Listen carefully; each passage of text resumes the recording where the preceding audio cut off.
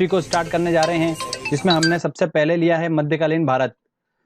Friends, मैं आपको पहले बता देता हूं वीडियो स्टार्ट करने से पहले कि हम हिस्ट्री को किस तरीके से पढ़ेंगे, तो आपको भी आइडिया हो जाएगा कि हम किस सीक्वेंस में हम लेक्चर लेंगे और किस सीक्वेंस में हम पढ़ेंगे। तो चलिए फ्रेंड्स, पहले मैं आपको बता देता हूं कि हिस्ट्री को अपन किस शेड्यूल के साथ पढ़ेंगे। हिस्ट्री जो है वो 3 पार्ट में डिवाइड है: प्राचीन भारत, मध्यकालीन भारत और आधुनिक भारत, मॉडर्न हिस्ट्री। हम आज जो लेक्चर ले रहे हैं वो मध्यकालीन भारत से ले रहे हैं, मतलब हमने सबसे पहले मध्यकालीन भारत को स्टार्ट करने जा रहे हैं। इस मध्यकालीन भारत के अंदर क्या क्या आता है दोस्तों, मैं आपको बता देता हूं। दिल्ली सल्तनत, मुगल काल और यूरोपियन कंपनियां। तो ये 3 जो पार्ट है, ये तीनों पार्ट मध्यकालीन भारत में हम अच्छे से स्टडी करेंगे, जिनसे क्वेश्चंस बनने के चांसेस होते हैं। मध्यकालीन भारत को हम अच्छे से पूरा कंप्लीट स्टडी कर लेंगे, उसके बाद हम आधुनिक भारत को पढ़ेंगे और फिर हम प्राचीन भारत को पढ़ेंगे। तो सबसे पहले आज का जो वीडियो है वो मध्यकालीन भारत से दिल्ली सल्तनत के ऊपर है। तो हम दिल्ली डायनेस्टी को अच्छे से पढ़ेंगे आज इस वीडियो में, और पढ़ने के बाद उसको हम एक टेस्ट भी लगाएंगे साथ ही साथ, जिससे कि पता चलेगा कि हम कहां तक पहुंच पाए हैं। तो फ्रेंड्स, आप इस वीडियो को पूरा देखिएगा, जिससे कि दिल्ली सल्तनत से अगर आपका क्वेश्चन बनता है एग्जाम में तो आप उसको आसानी से क्रैक कर पाओ। दोस्तों, हम दिल्ली सल्तनत तक कैसे पहुंच गए उससे पहले की कुछ घटनाएं थी, मैं आपको पहले वो घटना बता देता हूं, फिर हम दिल्ली सल्तनत को स्टार्ट करेंगे। तो उससे पहले सबसे पहले क्या हुआ था कि मध्यकालीन का दौर चल रहा था, तब अरब के कुछ लोगों ने भारत देश पर आक्रमण करा था। उसमें सबसे पहले जो था, मोहम्मद बिन कासिम ने भारत को लूटने का प्रयास करा। फिर मोहम्मद गजनवी ने 17 बार भारत पर आक्रमण करा था। उसके बाद मोहम्मद गौरी आया। इस मोहम्मद गौरी ने लगभग उत्तर भारत पर अपना साम्राज्य स्थापित कर लिया था। इसी मोहम्मद गौरी का जो था अपना गुलाम था कुतुबुद्दीन ऐबक, इसको इसने अपना पूरा साम्राज्य सौंप दिया था, और इस कुतुबुद्दीन ऐबक ने दिल्ली सल्तनत की स्थापना करी थी। तो फ्रेंड्स, ध्यान रखिएगा आप, हम यहाँ तक कैसे पहुंचे ये उसके पहले की छोटी स्टोरी थी। अब मैं आपको पूरा ग्राफिकली और अच्छे से समझाता हूँ, डायग्रामेटिकली, कि किस तरीके से दिल्ली सल्तनत को हम पढ़ेंगे। चलिए, दिल्ली सल्तनत में हम गुलाम वंश, खिलजी वंश, तुगलक वंश, सैयद वंश और लोधी वंश को हम अच्छे से डिस्कस करेंगे। सबसे पहला हमारा है गुलाम वंश। गुलाम वंश के अंदर काफी राजाओं ने राज करा था। हम मुख्य मुख्य जिनसे क्वेश्चंस बनते हैं उनकी शासनकाल की बात करेंगे। तो सबसे पहले ध्यान रखिएगा, गुलाम वंश के संस्थापक कौन थे? कुतुबुद्दीन ऐबक थे। कुतुबुद्दीन ऐबक ने अपनी राजधानी लाहौर को बनाया हुआ था, और इन्हें दानवीरता के कारण लाख बख्श कहा जाता था। कुतुब मीनार की नींव कुतुबुद्दीन ऐबक ने रखी थी। कुतुबुद्दीन ऐबक ने ही 2.5 दिन के झोपड़े का निर्माण कार्य कराया था। कुतुबुद्दीन ऐबक ने मध्यकाल में सबसे पहले राजस्व प्रथा को चालू करा था। तो ध्यान रखिएगा दोस्तों। इसके बाद इल्तुतमिश आए थे। इल्तुतमिश ने तुर्क चलगाही और इक्ता प्रणाली चालू करी थी। इक्ता प्रणाली जो है भूमि दान से रिलेटेड है। कुतुब मीनार का निर्माण कार्य पूरा किसने कराया था? इल्तुतमिश ने कराया था।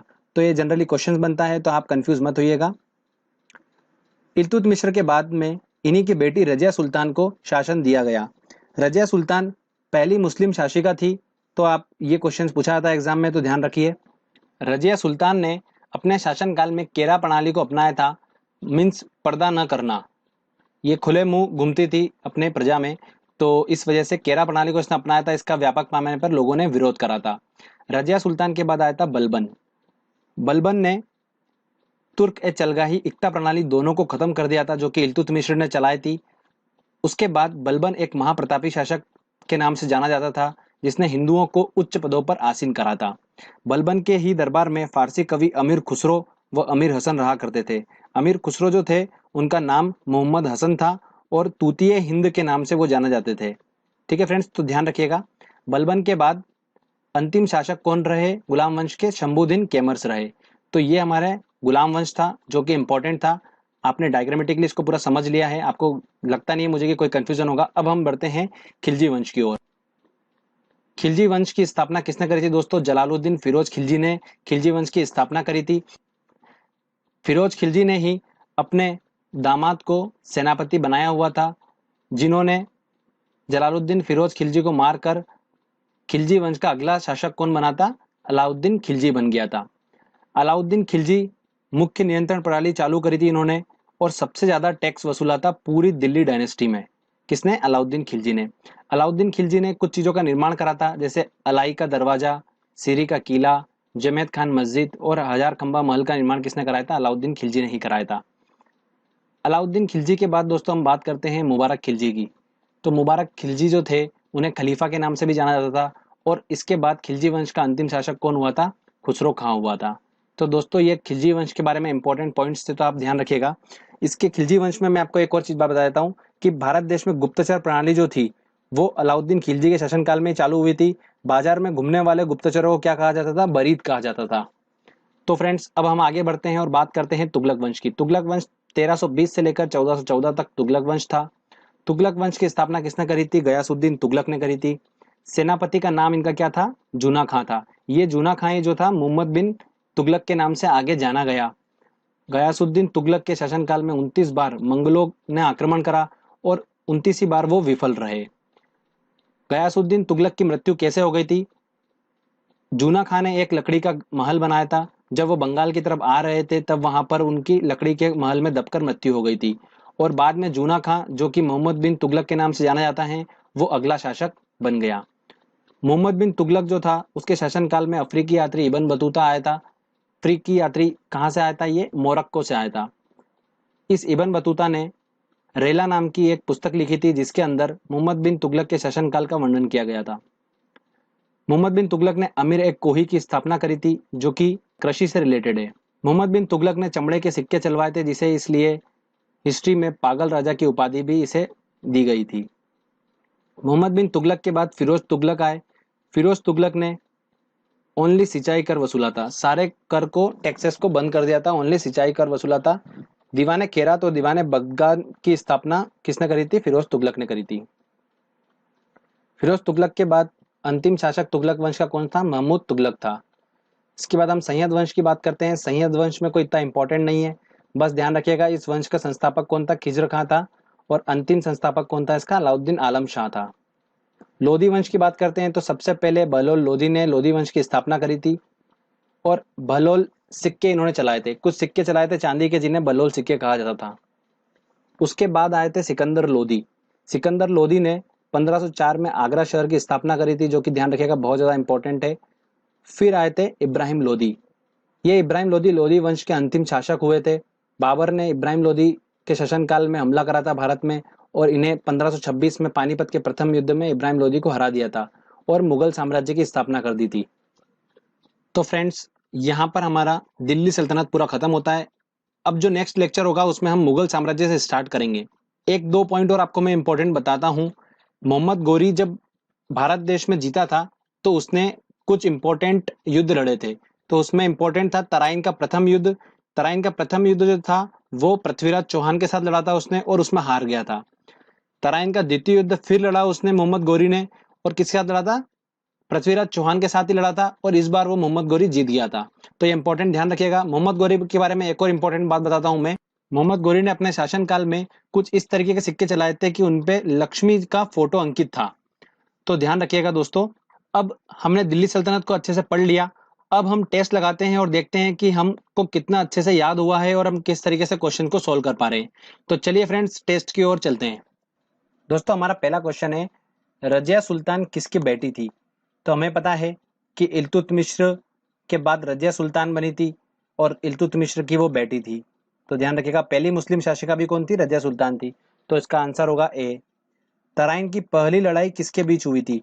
तो मैंने आपको बताया था मोहम्मद गौरी और पृथ्वीराज चौहान के बीच में हुई थी, और इसमें मोहम्मद गौरी हार गया था और पृथ्वीराज चौहान जीत गया था। तो मोहम्मद गौरी और पृथ्वीराज चौहान, आंसर डी।